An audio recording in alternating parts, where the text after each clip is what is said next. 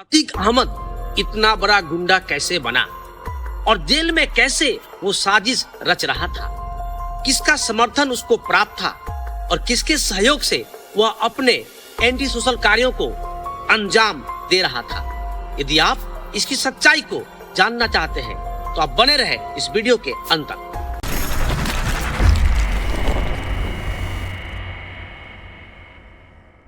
आज हम इस सच्चाई की पड़ताल करेंगे और जानेंगे कि अतीक अहमद इतना बड़ा गुंडा कैसे बना। इस सच्चाई को जानने के लिए हमें कुछ साल पीछे लौटना होगा। अतीक अहमद का जन्म इलाहाबाद में और वर्तमान में इसका नाम है प्रयागराज के एक मोहल्ला चाकिया जिसका नाम है, उस मोहल्ले में इसका जन्म 10 अगस्त 1962 को हुआ था। अतीक अहमद के पिता एक तांगे वाले थे। वो स्टेशन पर तांगा चलाया करते थे और तांगा चलाकर अपने परिवार के लोगों का भरण पोषण करते थे। अतीक ने बचपन में बहुत गरीबी देखी थी, लेकिन उनके मन में ये चाहत आ गई थी कि जल्द से जल्द अमीर बनना है। अमीर बनने की चाहत में वह अपराध की दुनिया में कदम रखने लगा।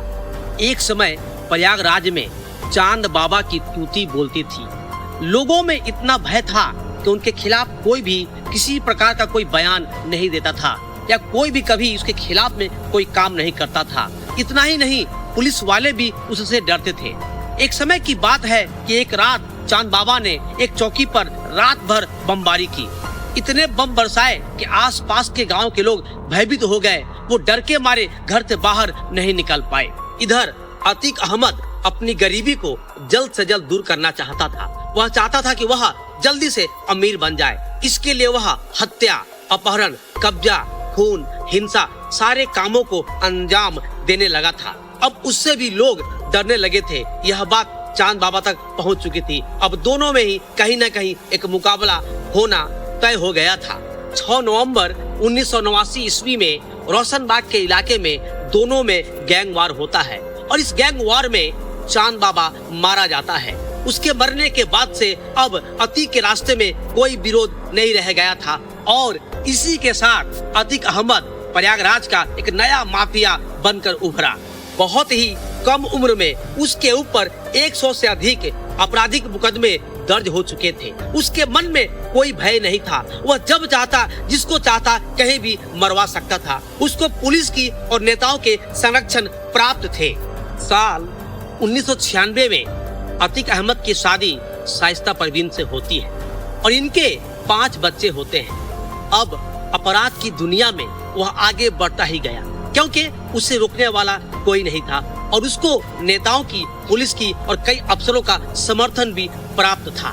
साल 2003 में सपा की सरकार बनती है और अतीक अहमद उस सरकार में शामिल होता है। उस दल को ज्वाइन करता है और इलाहाबाद पश्चिम से चुनाव लड़ता है और चुनाव में उसे जीत मिल जाती है। फिर साल 2004 में लोकसभा का चुनाव में सपा की ओर से चुनाव लड़ता है और उस चुनाव में वो सांसद बन जाता है, जीत जाता है और जीतकर पहली बार लोकसभा पहुंचता है।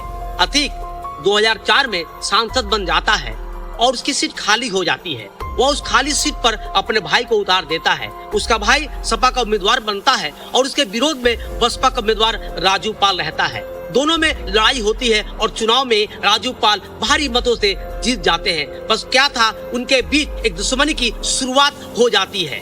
अतीक किसी भी हाल में राजू पाल को स्वीकार नहीं कर पा रहा था। उस हार से वह काफी नाराज था। वह राजू पाल से बदला लेना चाहता था। वह मौके की तलाश में था और साल 2005 में उसे मौका मिला। अतीक ने अपने गुंडों को भेजकर राजू पाल की हत्या करवा दी। राजू पाल की हत्या का एकमात्र गवाह था उमेश पाल की गवाही से अतीक को जेल हो सकती थी। इसलिए अतीक हमेशा उमेश पाल को धमकी दिया करता था, डराया करता था, मगर उमेश पाल भी डरने वाला नहीं था। वह हमेशा इसका मुकाबला करता था। अतीक ने एक बार उमेश पाल की किडनैपिंग भी की थी और इस वजह से अतीक को जेल भी जाना पड़ा था। अतीक अहमद अब समझ जाता है कि उमेश पाल को रोकना संभव नहीं है, इसलिए वह उसको मारने की साजिश रचता है। 24 फरवरी 2023 को 4 संदिग्ध आते हैं और उमेश पाल पर फायरिंग करते हैं, गोली चलाते हैं और बम फेंकते हैं। उस दौरान उमेश पाल 2 कांस्टेबल भी मारे जाते हैं। इस हत्या से सनसनी फैल चुकी थी जब सीसीटीवी फुटेज को खंगाला गया तो देखा गया कि अतीक का बेटा असद भी इस हत्या में शामिल है। अब पुलिस उन संदिग्धों की तलाश करती है, उनकी खोज करती है, मगर सारे अपने जगह से फरार हो जाते हैं। पुलिस बहुत कोशिश करती है, तलाश करती है, मगर उसका कोई पता नहीं चलता है। 13 अप्रैल 2023 को अतीक अहमद के बेटे असद अहमद और गुलाम मोहम्मद को यूपी एसटीएफ ने मार गिराया। इसके पहले पुलिस ने अरबाज और उस्मान को भी मार गिराया था, क्योंकि ये चारों ही उमेश पाल के हत्या के आरोपी थे। 15 अप्रैल 2023 को अतीक अहमद और अशरफ अहमद को पुलिस प्रयागराज लेकर जाती है।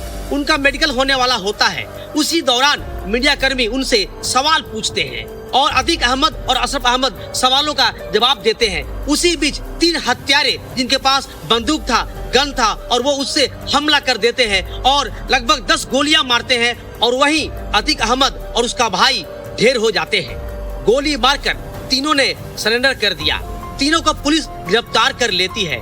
तीनों के नाम थे लवलेश तिवारी, सनी और अरुण मौर्य। यह सवाल उठ रहा है, आखिर कौन थे ये लोग? इसने क्यों उन दोनों की हत्या की? पुलिस ने तीनों को गिरफ्तार कर लिया है और जांच कर रही है कि आखिर इसके पीछे कौन लोग हैं और उनका इरादा क्या था, मकसद क्या था कि इन तीनों ने एक साथ मिलकर मीडिया कर्मी के रूप में दोनों को मारकर ढेर कर दिया। तो दोस्तों, आज हमने बताई आपको अतीक अहमद की शुरुआत से लेकर अंत तक की कहानी। दोस्तों, यदि वीडियो अच्छी लगी हो इसे लाइक करें, शेयर करें और हमारे चैनल को सब्सक्राइब करें। मिलते हैं आपसे ऐसे ही कुछ और वीडियो के साथ। तब तक के लिए जय हिंद, जय भारत।